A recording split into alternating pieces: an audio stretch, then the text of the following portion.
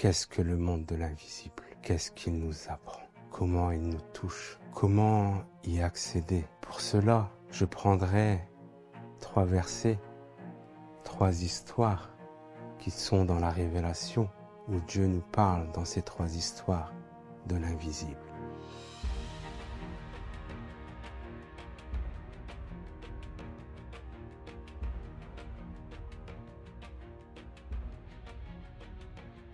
أعوذ بالله من الشيطان الرجيم بسم الله الرحمن الرحيم اللهم صل على محمد وآل محمد. اللهم صل على محمد وآل محمد. Au nom de Dieu, Ar-Rahman, le Clément. Salutations fraternelles à tous. Aujourd'hui, avec vous, j'aimerais entamer un préambule, une interrogation, un questionnement sur un sujet de la révélation qui est la continuité, dans la continuité des sujets que nous avons apportés jusqu'à aujourd'hui. C'est le Raib, ou l'invisible, ou le caché, ou ce qui n'est pas apparent, le monde de l'invisible, ce qui est absent également, ce qui n'est pas présent. Dieu nous dit dans la révélation qu'il est le seul à connaître le Raib. Qu'est-ce que le Raib?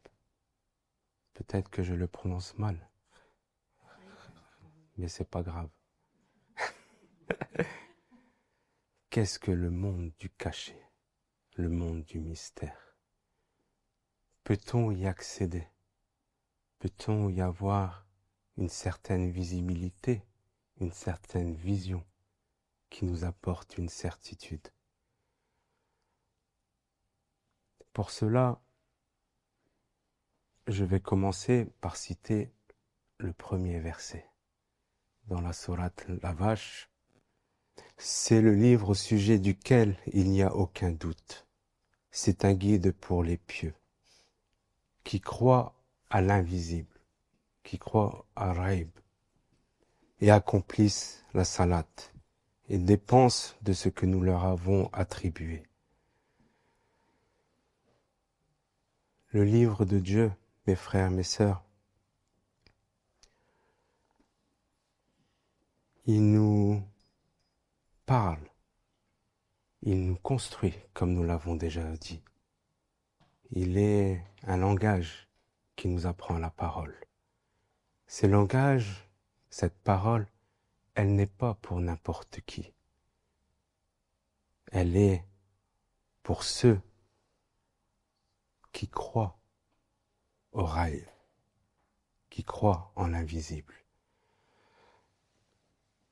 Dans la révélation, je ne le traduirai pas par croire en l'invisible, mais plutôt qu'ils ont foi en l'invisible, car il y a une différence entre croyance et foi. Ceux qui ont foi en l'invisible agissent à travers cette foi. Ceux qui ont une croyance, croire, en français le mot croire en français, tu crois en ça, mais tu agis autrement. Mais la foi, ouais. La foi, elle est au-dessus de la croyance.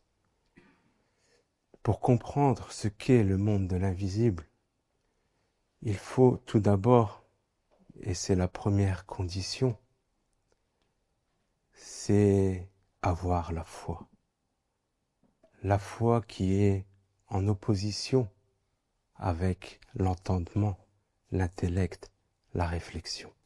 Une foi qui vient du cœur et non du raisonnement de la tête. Pour accéder au mystère de l'invisible, nous devons ouvrir notre cœur, et les sens de notre cœur et éteindre les sens de l'apparent. La foi en l'invisible se fait avec les yeux du cœur. Il se fait avec les oreilles du cœur ou avec le toucher du cœur, avec l'essence du cœur et non ceux de l'intellect et de l'entendement et des sens physiques. C'est une des conditions pour laquelle et par laquelle nous pouvons, si Dieu nous le permet, d'avoir un petit aperçu de ce qu'est le monde de l'invisible. Dieu nous dit dans la révélation que c'est lui qui détient les clés de l'invisible. Un autre verset. Je peux le citer si vous voulez. Hein? Ouais.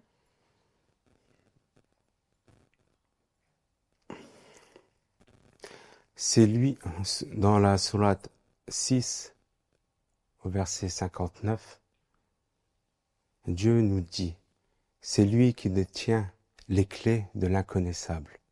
L'inconnaissable de Raïb, de l'invisible, de ce qui n'est pas connu, de ce qui n'est pas présent, de ce qui est caché, de ce qui est occulté. Nul autre que lui ne le connaît. Nul autre que lui ne le connaît.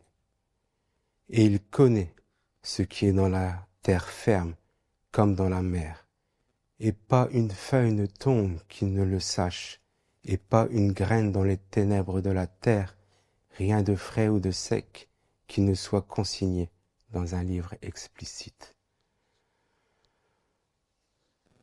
Dieu nous dit qu'il est le seul à connaître l'invisible, mais pourtant il nous dit qu'il détient les clés de l'invisible. Il est le seul à pouvoir inviter ceux qu'il désire à partager les secrets de l'invisible. Comment pouvons-nous y accéder? Il n'y a qu'à travers le troisième niveau du tawhid que nous pouvons accéder à l'invisible. Parce que c'est lui qui détient les clés de l'invisible. Et c'est lui qui a la connaissance de l'invisible. Et c'est à travers lui que nous pouvons accéder à certaines sciences qui viennent du monde de l'invisible. Qu'est-ce que le monde de l'invisible? Qu'est-ce qu'il nous apprend? Comment il nous touche? Comment y accéder? Pour cela, je prendrai 3 versets, 3 histoires qui sont dans la révélation et qui nous parlent de l'invisible, où Dieu nous parle dans ces 3 histoires de l'invisible. La première histoire est celle de Noé, la seconde, celle de Youssef, et la troisième, celle de Marie. Subhanallah. Première histoire, premier verset, Noé. Pourquoi Noé? Ô Noé, débarque avec notre sécurité, notre bénédiction sur toi et sur des communautés issues de ceux qui sont avec toi et des communautés issues de ceux qui sont avec toi. C'est une traduction en français et c'est un préambule. Ça veut dire que chaque verset après est à développer, à méditer et à comprendre. Il y en aura des communautés auxquelles nous accorderons une jouissance temporaire. Puis un châtiment douloureux venant de nous les touchera.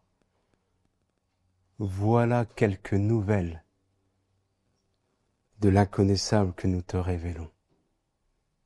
Voilà quelques nouvelles du Raïb. Tu ne les savais pas, ni toi ni ton peuple avant cela. Sois patient, la fin sera aux pieux. Quelles sont les nouvelles du Raïb qui nous apprend à travers ce verset? Il nous parle tout d'abord de Noé. Raïb, c'est ce qu'on ne voit pas, c'est ce qui n'est pas présent, mais qui est. Qu'est-ce que l'histoire de Noé nous apprend de Raïb? Il nous apprend ce qui va arriver.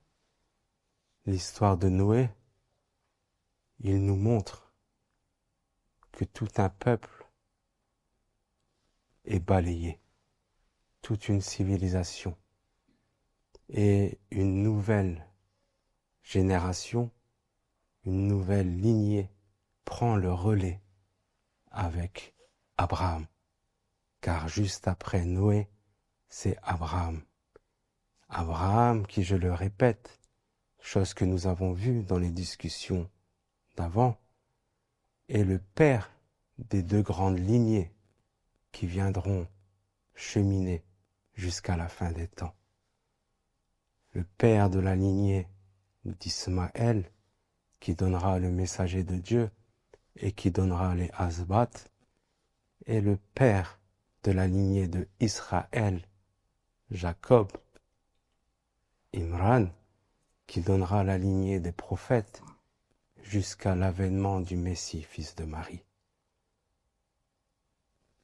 Avec le raïb de l'histoire de Noé, nous rentrons dans la dernière lignée eschatologique qui viendra. Avec l'histoire de Noé, nous avons un jugement de Dieu et une purification qui nous fait rentrer dans une autre chose.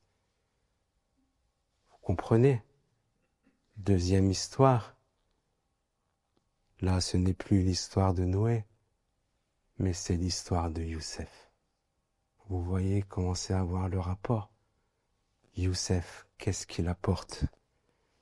Dans le verset 102 de la sourate Youssef, Dieu nous dit, donc il le dit, après qu'il a raconté la meilleure des histoires, celle de Youssef, qui vient à la fin. Ce verset vient à la fin.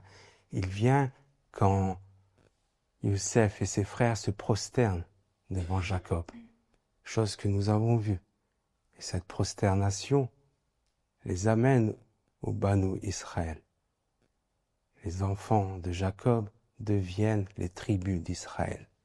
Et Dieu nous dit de toute cette histoire, lorsque Youssef comprend le ta'wil avec les étoiles, le soleil et la lune de son histoire, il nous dit, ce sont là des récits inconnus que nous te révélons. Et tu n'étais pas auprès d'eux quand ils se mirent d'accord pour comploter. Il dit ce verset après toute l'histoire de Youssef. Nous voyons avec Noé purification, avec l'histoire de Youssef un ta'wil qui vient. Toute l'histoire de Youssef nous montre quoi? La lignée des Banu Israël. Première étape, une purification. Une deuxième étape, une vision qui nous apporte une compréhension d'un ta'wil à travers l'histoire de Youssef et de Jacob. Troisième histoire, l'histoire de Marie, qui va nous apporter quoi? Vous le savez déjà.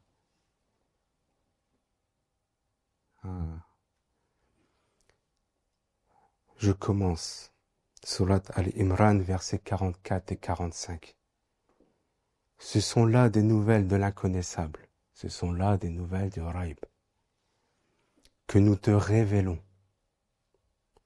Car tu n'étais pas là lorsqu'ils jetaient leur kalam, leur plume, pour décider qui se chargerait de Marie. Tu n'étais pas là non plus lorsqu'ils se disputaient. Quand les anges dirent, ô Marie, voilà que Dieu t'annonce une parole de sa part. Une parole de sa part.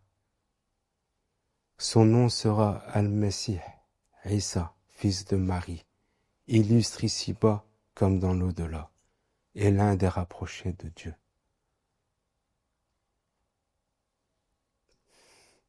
Quelle nouvelle Dieu nous apprend et nous amène et nous ramène du monde de l'invisible. Il nous apporte la nouvelle du Messie, de la parole et de l'Esprit. Est-ce que vous comprenez? Est-ce que vous comprenez? Tout nous amène, les nouvelles du Raïb nous amènent à une finalité de ce qui va arriver.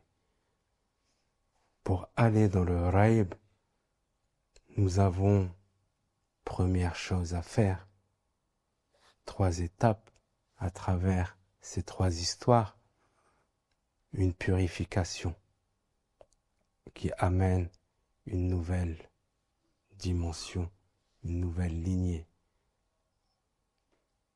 La purification comme le peuple de Noé, comme Dieu a purifié Noé avec l'eau. Deuxième étape, la vision d'une finalité. La vision d'une finalité à travers le ta'wil de l'histoire de Youssef. Et la troisième étape, la parole, le Messie, la parole de vérité. Le sujet de Raïb est la continuité du sujet de la parole et du langage. Elle est la continuité du sujet du tawhid et elle est également la continuité du sujet du ta'wil. Le secret du Raïb se trouve dans la foi au Raïb. Vraiment, quand vous avez foi en Raïb, vous rendez présent à travers un dhikr, le Raïb. Et Dieu vous enseigne. Et Dieu vous purifie. Et Dieu vous donne une vision. Et Dieu vous inspire. Pour que vous soyez des témoins vivants de Raïb. Donc, la foi en Raïb nous amène à nous transformer à travers la révélation, car ne peut toucher la révélation que ceux qui ont foi au Raïb. Car la révélation, elle nous amène les nouvelles du Raïb.